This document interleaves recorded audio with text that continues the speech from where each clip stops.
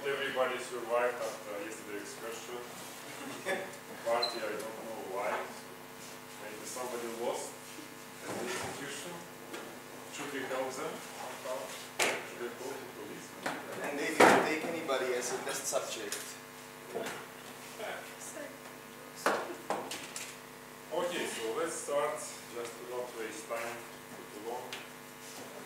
So we will start with Novo design lectures, tutorial, and then application study where we apply some of these techniques to real projects. So as I told on the lecture on virtual screening, that the chemical space is very large and the drug-like chemical space is extremely huge and it's very difficult to imagine its size. So we estimated its size of 10 to the power of 36 and it's incredible. And virtual screening may somehow help to investigate and explore this chemical space.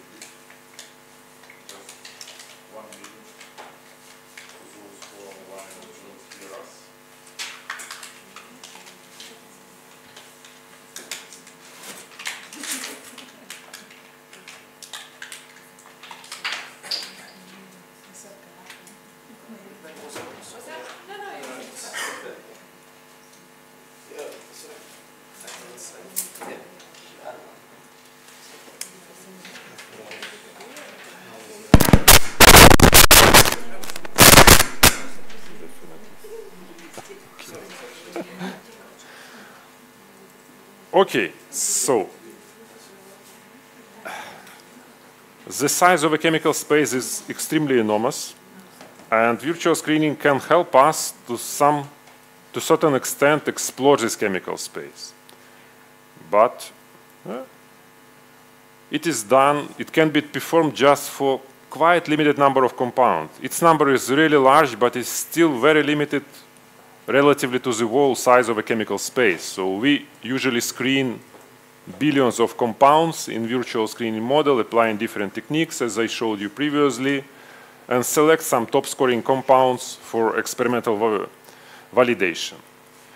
The Novo design suggests another point of view and another approach. This is like a complementary way how we can explore chemical space. In this case, with the Novo design methods, we adaptively explore chemical space going between molecules, traveling between them, like between stars in the universe, trying to find the region with the most favorable molecules, with most favorable properties.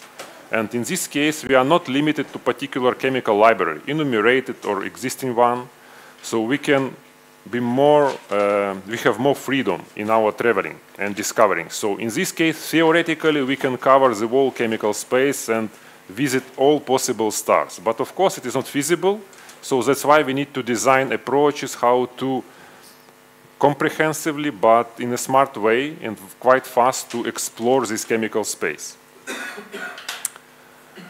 There are three major components of de novo generation approaches.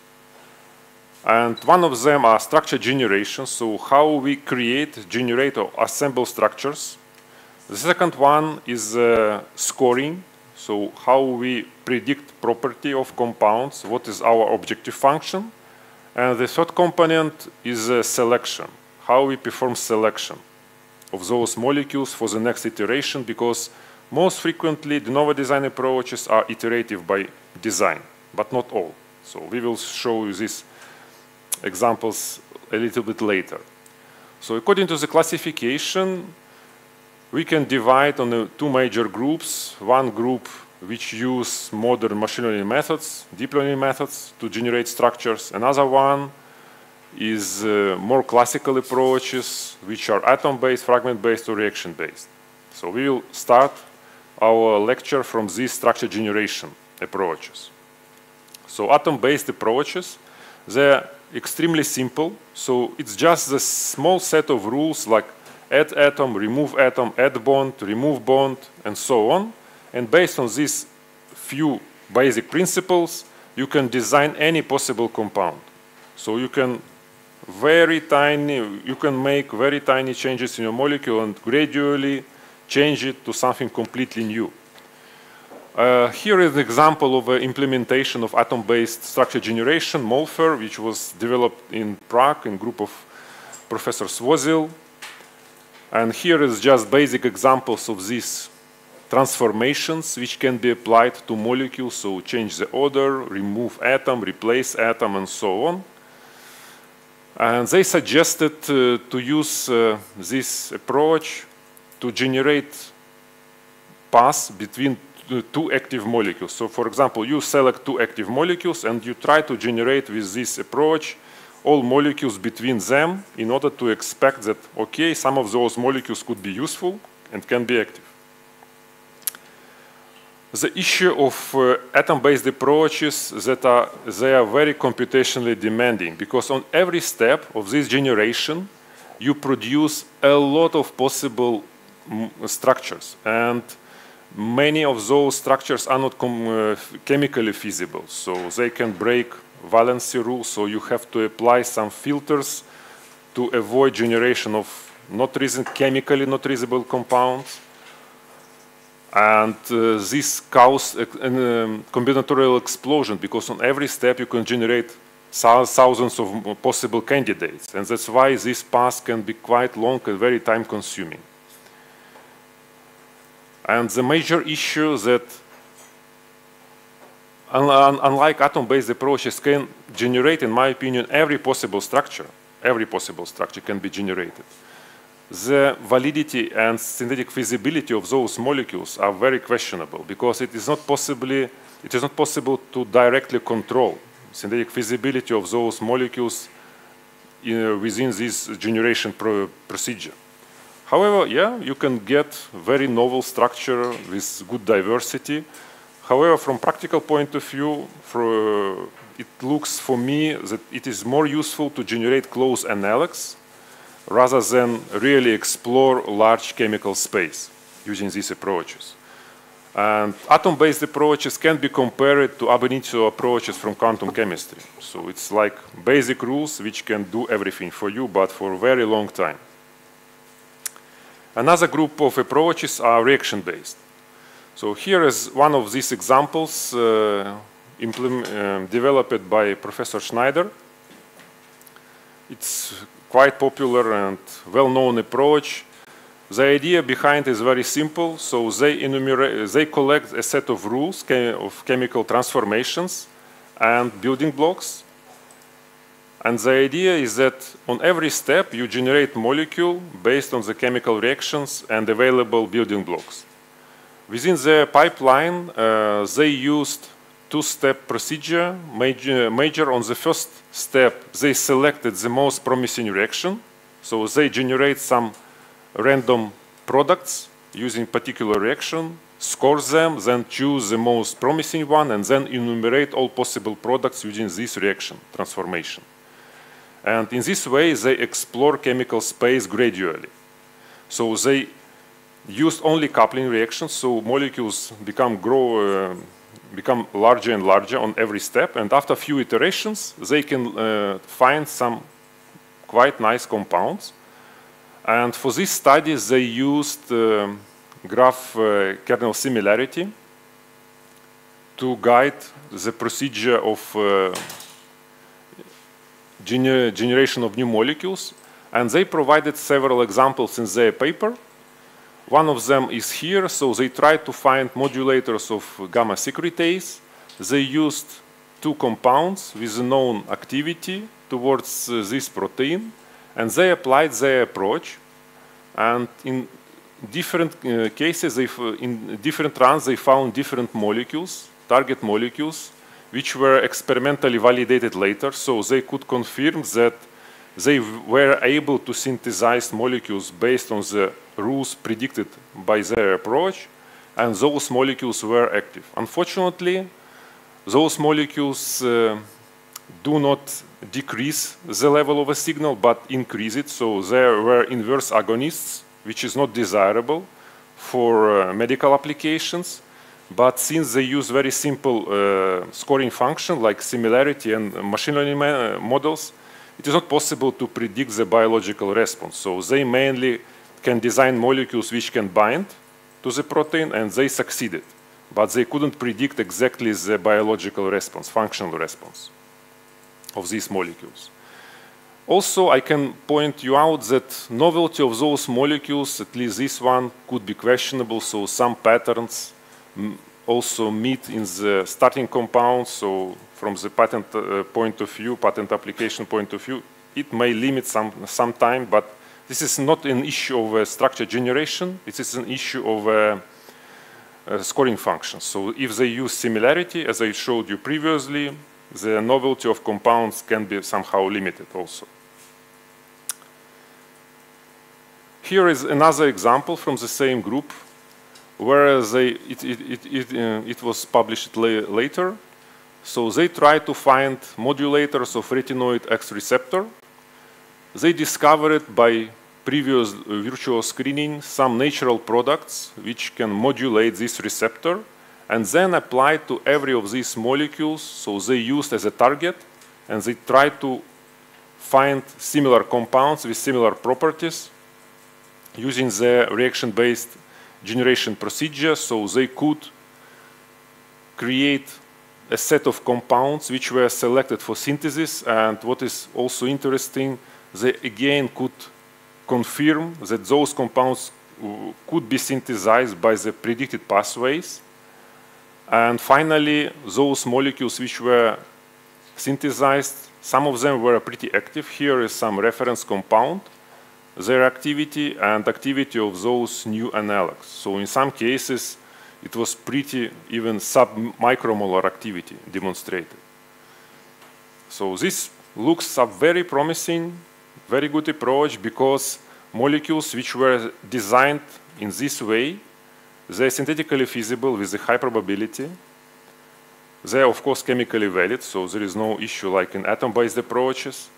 However, novelty and diversity could be much more limited, because it depends on the set of rules which we use to enumerate new compounds and set of building blocks which we use. So it can explore chemical space not so exhaustively like atom-based approaches. And I refer these reaction-based approaches like empirical methods in quantum chemistry. And between these two approaches, atom-based and structure-based, there are fragment-based approaches. So in this case, we assemble molecule from fragments. So we can grow molecule, we can mutate, replace some fragment with another one, we can link two fragments, or we can remove some fragments in this way, just to get perfectly fit molecule to our protein or our scoring function. So it gives us a lot of flexibility, unlike, for example, reaction-based approaches, which usually apply only coupling reactions, so they use only the growth strategy, which also limits the exploration ability. In the fragment-based approaches, we don't have such issues. Here I selected some quite historical old examples, but they're still, I think, quite smart, interesting, just to inspire you how you can design your molecules, because this approach is sometimes may be useful, even now. One of the first approaches on fragment-based drug discovery is breed. So it's like a crossover in genetic algorithm. We have two molecules which were co-crystallized with a protein. And they have similar position in a binding pocket and similar structure. And then we can just swap some fragments, so we can move this fragment and attach to this rounded fragment to get a new molecule, and in opposite way attach this fragment to this one and create a new molecule. Because we see in a crystal structure that those fragments are overlap pretty well, so that's why we can consider the remaining fragments just to exchange between these two basic fragments, template. And in this way we can create a set of structures with high probability they will be synthetically feasible, and you can design something new and more active. They apply this approach to design HIV protease inhibitors. Here is a known compound, so they already have pretty high activity, so nanomolar, even sub-nanomolar activity. And they try to exchange these parts to each other. I just highlight one example. So they choose this fragment and this one, combined in one molecule, and get 0.1 nanomolar activity. So they can improve activity relatively to the parent compounds. Of course, it's not always result in good active molecules. Sometimes they can get inactive compounds. That's also possible. But this is a very good and empirically supported way how to design your new structures, if you have, of course, X-ray complexes of these molecules. This is a very old approach. I showed it probably on all lectures. It's not so maybe modern, useful, but it is really fun for me just to talk about it, because the idea is that they use a protein's binding site, then they put inside some simple fragments like methane, ammonia, water, some small organic molecules, and they start to perform MD simulation. And within this MD simulation, they use some specific rules to create and cleave bonds between individual atoms. And in such a way, they adaptively try to find a molecule within the pocket which will satisfy all these requirements. It's, of course, not very computationally efficient procedure, but it is pretty nice. So, yeah, they, of course, to avoid some undesirable structures, they avoid formation of particular bonds. But from the general point of view, it's a pretty interesting approach. And they demonstrated how it worked on several cases, again, on HIV protease inhibitors. In one case, they used only these molecules, and they tried to reproduce the backbone of a known crystal structure. Here in the gray is the crystal structure of a known inhibitor. And after many iterations, they could quite nicely reproduce this backbone, what was interesting. So just combining of those fragments. And afterwards, they also put inside additional fragments designated different side chains of amino acids. And they could reproduce pretty well, finally, the shape and the binding mode of this initial compound. So it's really interesting. In another case, they put inside the cavity different fragments. So in this case, they try to reproduce the polypeptide chain.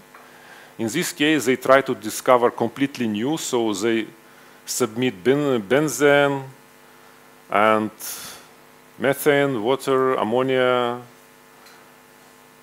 And they could also find a molecule which was completely new and which quite nicely corresponds to the shape and binding constraints. Of course, these molecules were never synthesized and tested experimentally, so we do not know the real applicability of this approach, but it's just, for me, it's quite nice and interesting idea how to do this. More simpler fragment-based approaches to generate molecules when you create a table where in each cell you put the probability of one fragment to be linked to another one. So in 50% of cases, this fragment is linked to this one, in 50% of cases to this one, and so on. So you take known molecules, already existing, fragment them, and then you count the frequency of binding between different fragments in these existing molecules and create such a matrix. And from this matrix, you can create a Markov chain model, and afterwards you can generate structures sequentially. For example, you can choose as a starting benzene, and then you can move from this benzene to some directions or to benzene itself with certain probability. For example, with probability 0.1, you selected the next fragment, which is furane, attach it to benzene, then you go from furane in some other direction, for example, to chlorine. Then you can choose what to do next. And in this way, you can sequentially grow your structure and attach fragments and collect them. The problem here is that, yes, in some way, you can follow some chemical knowledge, how frequently groups occur together, but you cannot control the linkage pretty well. Because, of course, if you just link two fragments, it doesn't mean that these linkages are synthetically accessible. So that's why this approach is good. It can generate a lot of molecules very fast, but the synthetic feasibility of compounds will be still a big question. And this was the main issue of all these fragment-based generators for a long time. Therefore, we suggested several years ago an approach which we named chemically reasonable mutations. Its idea is pretty simple. So we also take as input known molecules, existing molecules. This could be Campbell, PubChem molecules, or Ehringhaus database. Then we exhaustively fragment all these molecules. And for every fragment, we determine its chemical context. So we cut all atoms from the environment up to a particular number of bonds. So if you choose radius 3, it means that we kept only atoms within 3 bonds from the attachment point, from the chemical environment. And we create a database where this chemical environment is encoded as a unique smile representation and is used as a key, and all fragments corresponding to this environment are going as values of this key, corresponding to this key. And the idea behind is that if we observe fragments occurred in the same chemical context, then those fragments should be chemically interchangeable. And with a high probability, you can design new compounds which will be synthetically accessible. If you want to create a new structure from the existing one, you can choose a fragment which you want to replace. Again, you separate it, you calculate the environment of a particular radius of your fragment, and then you search your database whether you have this environment already in previously fragmented molecules, and if it is there, then you can apply all these replacements and replace this fragment with another one and generate new structures. So it's very straightforward. It always results in chemically valid structures, and to a certain extent it can give you a possibility to control synthetic accessibility of your molecules. So I will show you later these examples. So just to summarize the fragment-based approaches, I consider them like a semi-empirical, so they're between atom-based and fragment-based. So they have coverage better than reaction-based approaches. They should also propose better novelty and diversity of compounds. Before our development, there was a big issue of chemical validity and feasibility of those molecules, but I will demonstrate that we will now can say that we will solve this issue to a certain extent. And they are pretty fast, these approaches. And just to compare head-to-head reaction-based and fragment-based approaches, because they are most popular one probably, that prerequisites for reaction-based approach, we need to collect the set of reaction rules, and we have to collect the building blocks. And these are mainly limit the novelty of generated compounds. In the case of a fragment-based approach, we need to create the database of fragments, which can also limit us in exploration of a chemical space, but in a less strictly. So with reaction-based approaches, molecules are highly likely will be synthetically feasible. I think the percentage is very high. But with reaction-based approaches, we cannot make every possible move in chemical space. For example, in this scheme, we can travel within the reaction-based approaches just according to this orange arrow. We cannot switch between arbitrary molecules. And this also somehow limits us in exploration of a chemical space. Because in fragment-based approaches, we can replace any fragment with another one, for example, if they have the same chemical context. And those molecules will be synthetically feasible. But for example, this compound cannot be obtained from this compound using reaction-based approaches. So this move is forbidden in the exploration of a chemical space. So that's why fragment-based approaches provide you more flexibility, but of course they do not guarantee synthetic accessibility of your compounds. Here it just zoom all together, and we can switch to something more modern, which is now widely used in cheminformatics to generate structures, deep learning models, and in particular recurrent models, recurrent neural networks. The idea of these networks is to generate text. It's very simple. So it takes as input first symbol, and then it just selects which symbol should be added to the existing line. And these models are trained on smiles, so these which are string representation of compounds, and they learned to generate new smiles. So on each, so it's iteratively add based on the previously known symbol a new symbol. So if you take as input C, then it suggests with a higher probability to select, for example, symbol 1. Then if previous symbol was 1, it suggests to add C. And such a way it can generate smiles like these benzene smiles. It's very simple, but it's pretty efficient. Unexpectedly, it was pretty efficient, so you can just learn from natural, not fully natural language, but some text representation of your molecule. So you don't need to consider graphs, molecular graphs, or 3D structure in this case.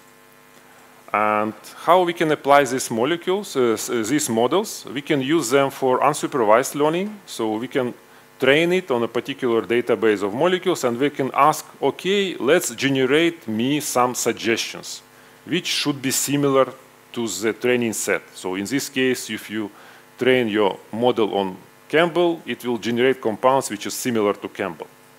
This is an unsupervised mode. Or you can somehow bias your model.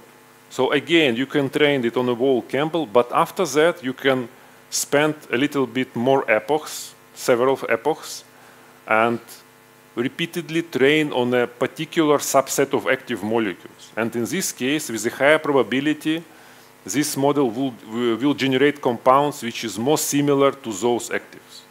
So this just allows you to sample chemical space to generate new analogs of your previously known active compounds. Here is just an example of application of such a model.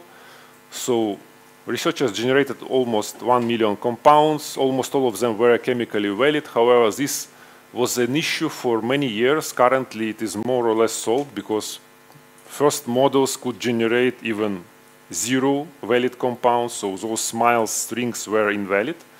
Nowadays, it is almost solved.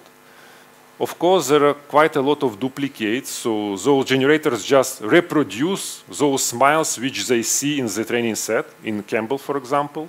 And of course, it can generate duplicated structure. So that's not possible. However, those molecules were quite similar to training set compounds. So if they apply some AstraZeneca filters to control the quality of structures, the percentage of good compounds is similar to Campbell compounds, and the percentage of scaffolds, which is common with Campbell, is also similar to the number of duplicated structures, so it can create new scaffolds as well with the high chances. So it's quite interesting approach. So the coverage of the chemical space in this case, for me, it's difficult to somehow estimate or evaluate. So I put it maybe somewhere on par with the fragment-based approaches should be. The novelty diversity should be good. However, it depends how you will measure this novelty. However, it should be good. But how far you can predict outside of your training set, it's a big question because it's like an ordinary QSR or machine learning model. So it can be how to say, limited by its applicability domain. So it's also an open question. And synthetic feasibility of those compounds is also cannot be controlled directly in this case. So this was about structure generators because we spent so much time on them because it is a critically important part.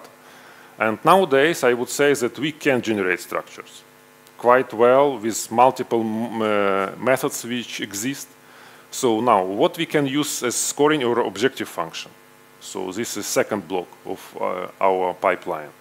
You can use any kind of objective function you can imagine. So this can be just physical-chemical property, for example, lipophilicity, molecular mass. This can be similarity to the known active. This can be prediction of a QSR model, pharmacophore model, docking, and so on. So there is no limitation on what can be used. You can combine several of those measures together to get a complex objective function, or everything is possible. What is desirable could be that this objective function should be somewhat smooth, because if you will try to explore very sharp objective functions, it can be difficult to find minima or maxima, depends on your objective function. And that's why it also could be important which type of search algorithm do you use. And again, you can apply any kind of algorithm in your pipeline to select compounds for the next iteration. It can be a greedy search, so you select the best scoring compounds. This can be some stochastic algorithms, reinforcement learning, which is quite frequently used in combinations with neural networks, so whatever. But again, I just want to highlight, in ideal case, your scoring function should be smooth enough to better explore chemical space. Okay, so, and how we can guide the generation in other way. For example, this concept appeared many years ago, but until now, until this deep learning hype, it was just few approaches which can do this. But currently, it is very feasible approach to perform inverse QSR. What does it mean? So we have a molecule, and we can calculate descriptors for every molecule, train our model like ordinary QSR, and those model, as I told you, is a very complex equation, just an equation. And we can numerically or analytically find the extrema of this function. So we can find the point where activity achieves desired value, the maximum one, for example. And we can then find the combination of descriptors which correspond to this point. And afterwards, it is very attractive to generate structures based on these descriptors. So it's very straightforward way. So you create a model, find the optimal value of descriptors, and then translate this to the structure. But it is very difficult, step, because those descriptors which we currently and commonly use, like fingerprints, they are not invertible. So you cannot generate structure from descriptors. In some cases it is possible, but not frequently. However, with deep learning, the task can become easier. For example, in the case of autoencoders, the idea of autoencoders is that they take initial structure or object in general case, then pass it through the neural network, several layers, and then decode back from this intermediate layer to get original object. Of course, it will not be perfectly correspond, but with a high probability it will correspond to the input. And the feature here is that this intermediate layer has less number of neurons than input and output layers. And in this case, this representation can be considered like a compressed embedding or latent space or latent representation of your compound. So it's like can be considered like ordinary descriptors. And how this can be applied to the chemical tasks? For example, we can train autoencoder on smiles. So we get smiles here, then encode to the latent representation, and from this the representation we can again decode smiles. Okay, we have this latent representation. In this case, it's just 2D, but usually the number of dimensions is much larger. Then we can train a model which uses these inputs as descriptors and finds the correlation with our property value. Afterwards, we can find some optimal region on this surface with the most favorable activity. And then we can just stochastically sample compounds from this point. So we select this point in the latent space and ask a decoder, okay, suggest us some molecule. So we add some noise to this point and explore its local environment. So we generate from every point some new compounds using decoder. The idea is, yeah. When we introduce the noise to the latent space, then we have some kind of restraints, or what was there? The property prediction was there, the next step? Yeah, so we have the property prediction. It's like another kind of model which will give us the restraints for the correct possible compounds what we want to have. Because when we introduce the noise, we can have something which... Yes, I agree. And that's why it is desirable that your surface will be smooth enough, so without these sharp changes. And then if you take a very local environment, usually they add some Gaussian distribution with very small sigma.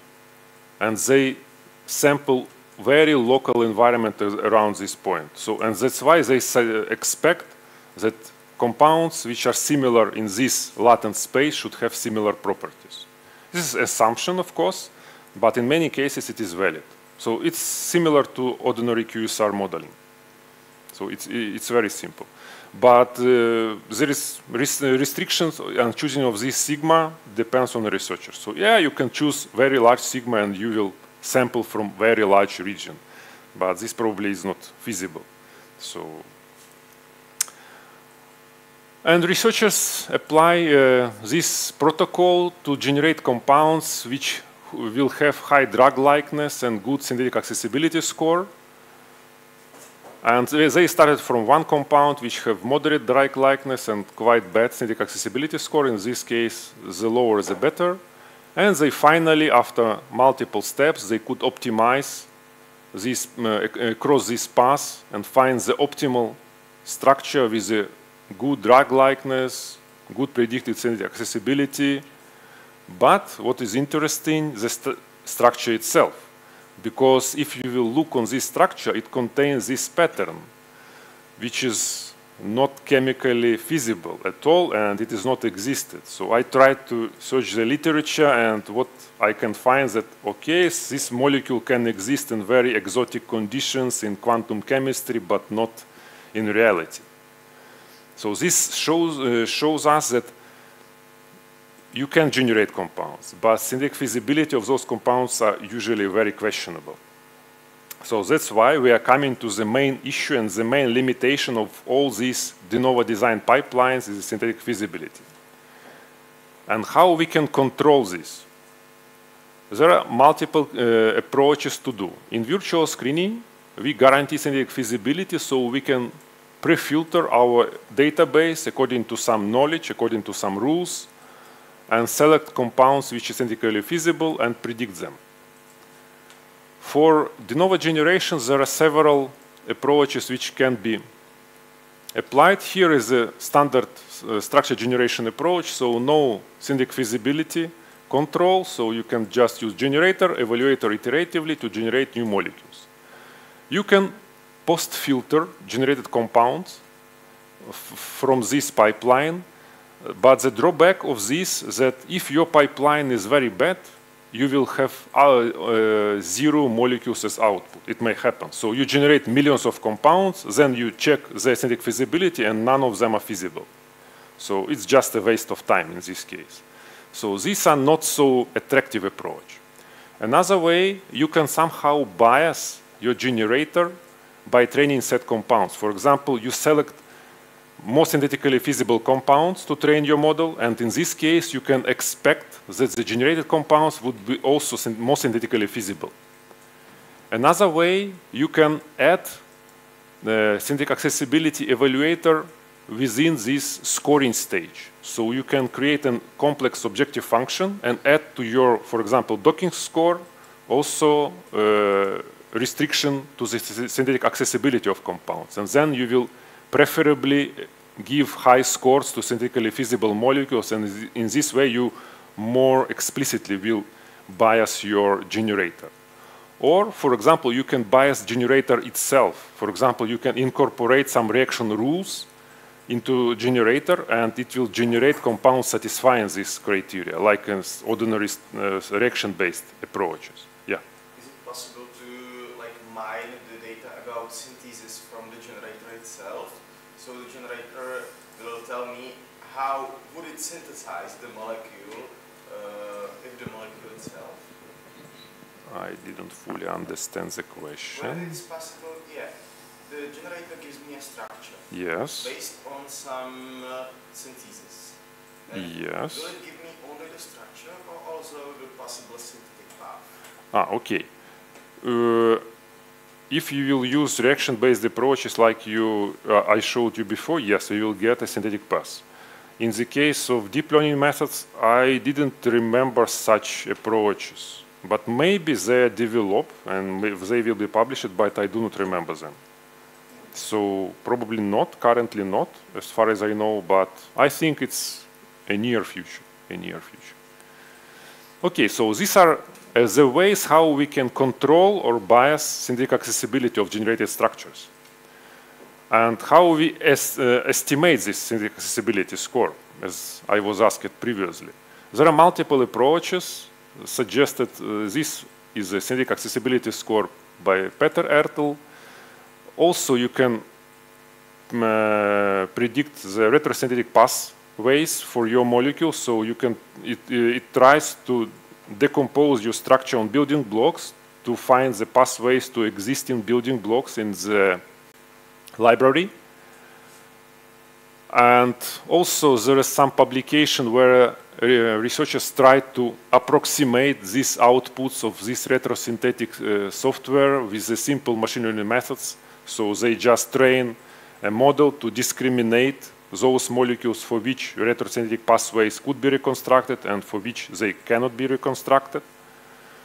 Or this approach developed again in the group of Professor Svozil from Prague using Bayesian optimization.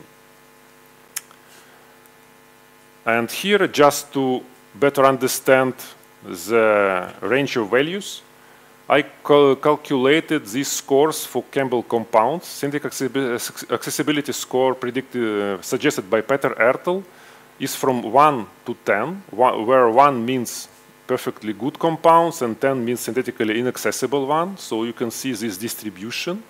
And the average value is around 3 here. RA score, which approximate retrosynthetic reconstruction pathways, is from 0 to 1. So 1 means nice compound, 0 means non-synthetically feasible compound. And within CBA approach, there is a distribution which is shifted to positive values, and positive values means that compound is synthetically feasible, and negative, which that compound is not synthetically feasible. And I just selected few examples to show you that all these methods can be fooled in some way. So here are scores, SA, RA score, and CIBA score. Benzene, according to SA, has 1, so it's perfectly synthesizable. According to RA, it's also perfectly synthesizable. According to CIBA, it has just 11, so it's not so, because here is an average in CIBA around 100 from Campbell. So for benzene, it's just 11, so maybe it's not so synthesizable, I don't know. So here I just select some completely fake molecules, at least these two ones. So you can see some small increase in synthetic complexity, so these compounds become less and less synthetically feasible. But according to the RA score, they're perfectly synthetically accessible. According to the CIBA, it starts to suspect something, so maybe not all of them are synthetically accessible already. Then if you'll choose these two compounds, this one is well known, and it is highly synthetically accessible according to SA and RA, and also synthetically accessible according to CIBA. If we add a double bond inside, yeah, it's already not so accessible in the case of SA, but according to the RA score, it is still synthetically accessible. It is already not synthetically accessible with CIBA. But if we connect those fragments with some larger fragments, which are synthetically accessible, those models started to be fooled. So in all these cases, you can see that these molecules are synthetically accessible, according to all these three scores. But in reality, they are not. So these are the weakness of these models. So their applicability is somewhat limited. And in this case, for example, very large molecule, which is estimated as not very synthetically accessible according to SA, so it's higher than 3. So it has complexity higher than the average complexity of molecules in Campbell. According to the RA score, it started to be not very synthetically accessible, but according to the CIBA, it's very nicely synthetically accessible. And again, if we add this strange fragment to one part of a molecule, we will see that, okay, molecule in RA score started to be not very synthetically accessible, but in CIBA, it is still synthetically accessible. So I just want to show you that if you will incorporate this synthetic accessibility score in your pipeline to bias somehow your generator, it does not guarantee you to generate really synthetically accessible compounds if your generator does not incorporate some chemical knowledge inside. And what we do in the case of our CREAM approach, how we can bias the structure generator, we can use this training set bias. So we can select for fragmentation molecules not from whole Campbell, but only molecules with high synthetic accessibility score. So they really exist. those molecules, they are easy to synthesize, and if we use this even such a limited database, we can get quite large number of synthetically feasible compounds. And another point is that we also can control synthetic feasibility tweaking the radius. So if you choose larger context radius, the replacements will be more and more conservative. We will have less number of replacements, but they will be more conservative and they should lead to more synthetically feasible compounds. We compared our approach with the state-of-the-art approaches, which were explicitly biased by evaluators, so they add additional scoring to synthetic accessibility score to evaluator, and we tested this on the set of guacamole benchmarks. This is a set of benchmark tasks where the goal is to generate compounds which would be, for example, similar to the known drug with, for example, limited lipophilicity and topological polar surface area. So these are pretty simple tasks, but they are quite hard to find such compounds. And we took test 10 the most hard tasks from this set of benchmarks, and we used our CREM approach to generate molecules. These are colored dots, and in all cases you can see that if we took not very restrictive radius, for example like 1 or 2, we can generate molecules with a high guacamole score, but the average synthetic accessibility score is pretty high. So for Campbell it's 3, so it's around this line. So they're synthetically complex, but they have good guacamole scores. But if we change the database to the more restrictive one and choose the larger context radius, we can move to this region and we can generate molecules with the worse guacamole scores, but with much better synthetic accessibility. And if you compare our generator to the state-of-the-art approaches, these are gray points. You can see that this, for example, genetic algorithms on graph, they can produce pretty high guacamole scores, but very complex molecule. In some cases, like genetic algorithms on smiles result in extremely complex molecules, so, and with moderate guacamole score. The only one approach which is quite similar to us is a SMILE LSTM model, which is also a recurrent model.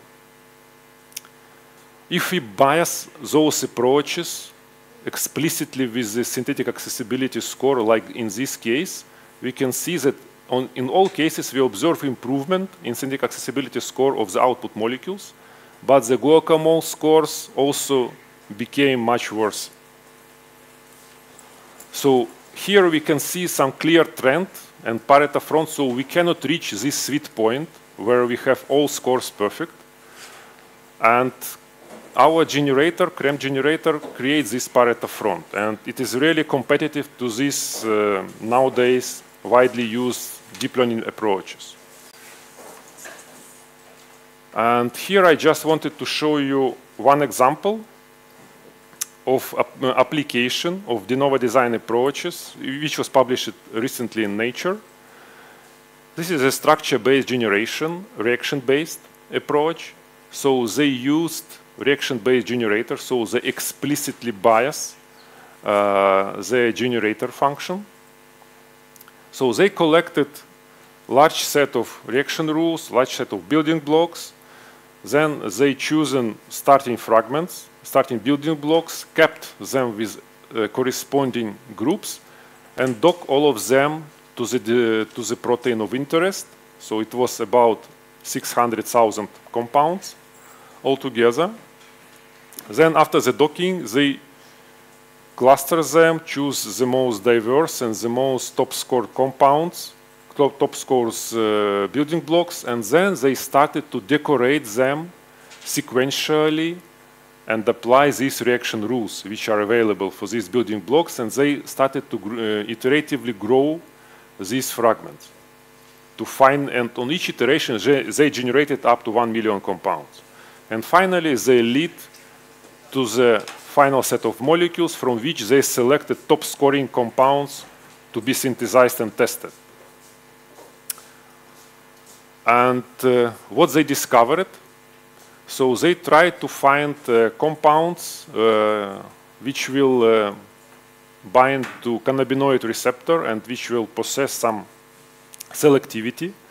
These are outputs from the first round of generation, so they could generate completely new scaffolds, completely new structures which binds to this receptor, and they have very high affinity in many cases, but not so good selectivity, and afterwards they could optimize these structures, just varying these groups, and they could find really nice and highly selective ligands. So these approaches like de novo methods are really applicable to our projects on medicinal chemistry. There are still not so many papers in which groups prospectively validate those generator pipelines, because nowadays almost probably once a week you can find a publication, so okay, someone implement his own generator. But without this experimental validation, it's very difficult to say are they useful or not. So as a take-home message, I just want to highlight that de novo design can be applicable to real project. It can compete with virtual screening. It can help you to discover really new chemical entities, new scaffolds, and discover even some new chemistry. And to some extent, the issue with the synthetic feasibility, it still exists, but it is partially solved within existing approaches to some extent. And there are several approaches available how we can control this over the generation. So this is all from my side. I hope you enjoy this lecture, maybe inspired a little bit. So during the next tutorial, you will look how to do this by yourself. Do you have questions regarding this part of a lecture? Yeah, please. I think I've seen billions of papers saying that the model wasn't implemented, they created a database and then they made the modifications of the compounds which were filtered and like let's say predicted to be good. Other papers without modifications, like when you get the molecules, you synthesize them and they do work without. Like, are there models which are predicting it? If I'm correctly understand your question, there are not so many papers where these outputs are experimentally validated. So, of course, everybody can claim, so, oh, we generate and discover something completely new, super active, based on our predictions. Yeah. Okay, we can do this as well. It's just a couple of minutes task. But for real projects, it's not always possible to use your explicitly and exactly generated structures to synthesize them. More often, I consider them as an inspiration for medicinal chemists who can look on these structures and maybe suggest some small modifications to make those compounds easier synthetically feasible for them. So these are some possibilities. So in which way to choose depends on the project, on the experience of medicinal chemists. So sometimes you can ask a commercial company to synthesize a compound if your medicinal chemist cannot do that. It is also feasible. Then another question is like, is this still applicable, the filtering by eye, you know, when the medicinal chemists are looking at them, at the molecules?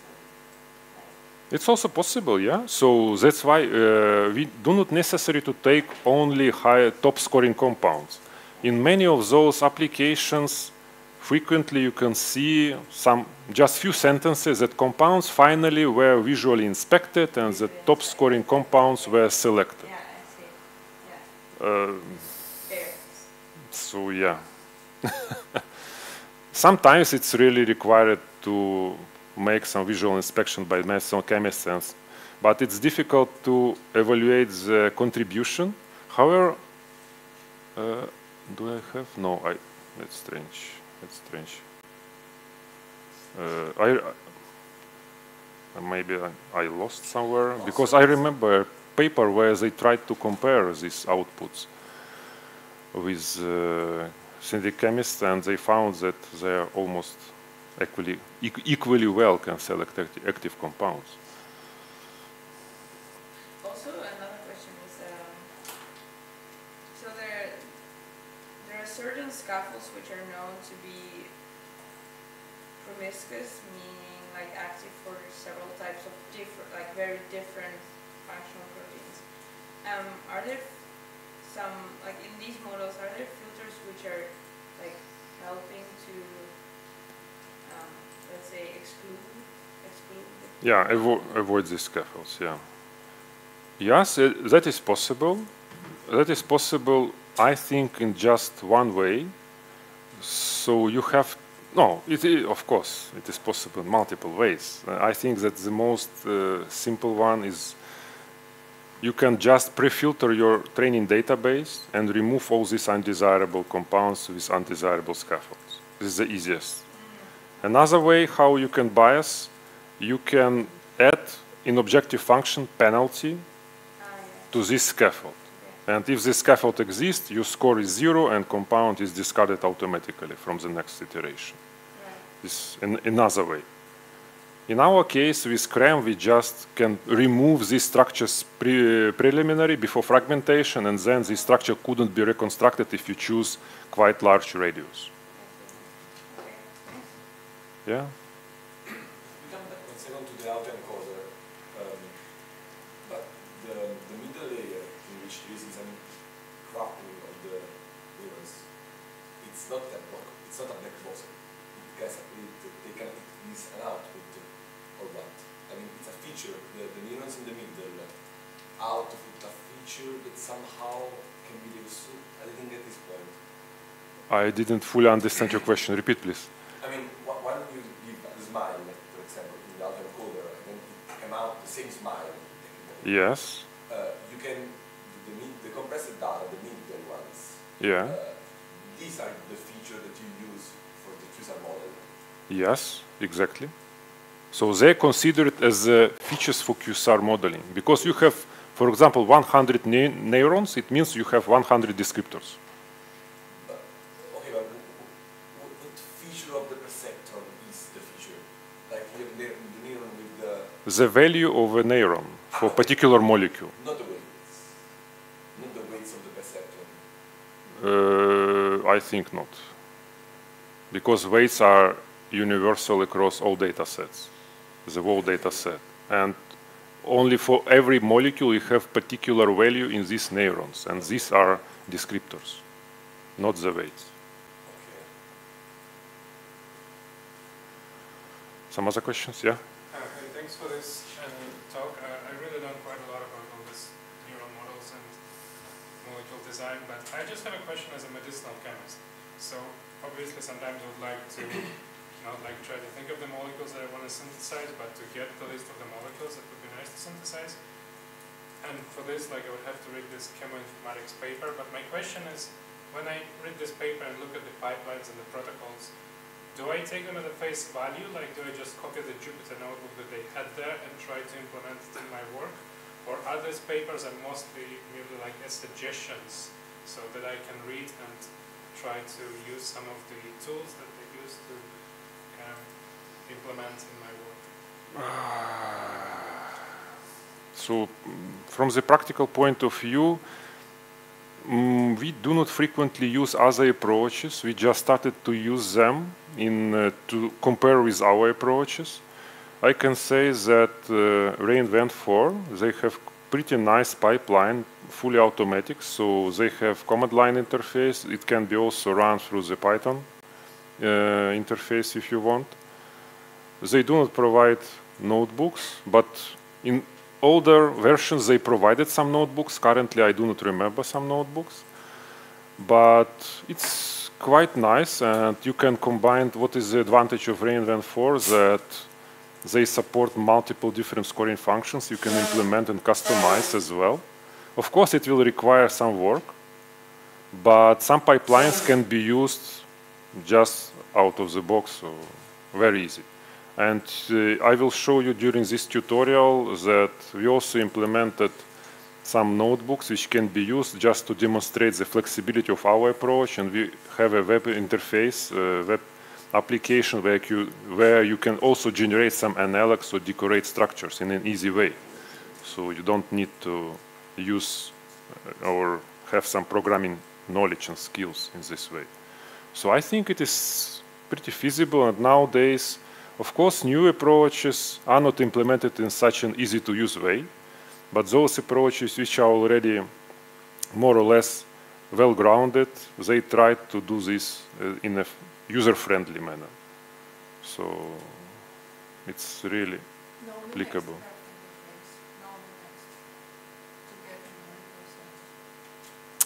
Yeah, you are right. I agree. Yes, we tried Naomi Next software from Matthias Rari group.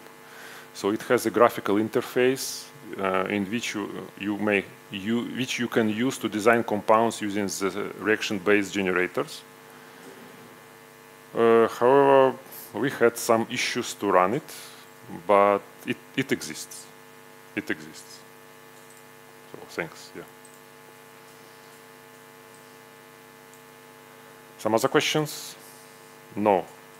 Okay. So now we can make 10 or 15 minutes break. Okay. So let's relax and return back in 15 minutes.